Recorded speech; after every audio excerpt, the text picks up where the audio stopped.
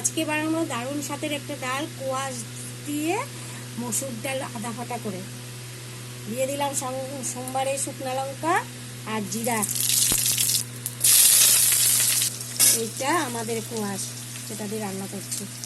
পেঁয়াজটা আধা ভাজা হবে, তারপর দিয়ে দেবো আদা রসুন।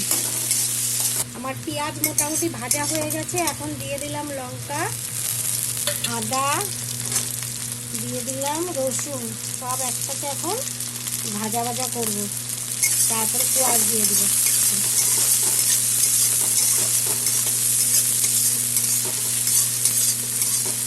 আর সব কিছু মোটামুটি ভাজা হয়ে গেছে, এখন দিয়ে দিলাম কোয়াশ। কোয়াশটা একটু ভাজা ভাজা করে নেব।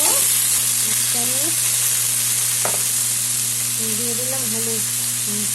আমার কোয়াশ নরম হয়ে গেছে, এখন ডালটা সিদ্ধ করে রেখেছিলাম আধা ঘন্টা, ওটা এখন দিয়ে দেবো। মসুর ডাল দিয়ে বানিয়েছি। অল্প দিয়ে দিলাম লবণ, হলুদ, আর অল্প দিয়ে দেবো লবণ।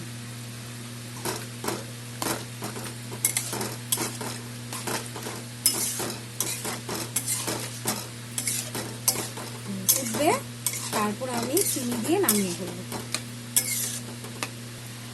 আমার কোয়াশ দিয়ে মসুর ডাল রেডি হয়ে গেছে। এখন ব্যালেন্সের জন্য চিনি দিয়ে দেব। দিয়ে দিলাম চিনি।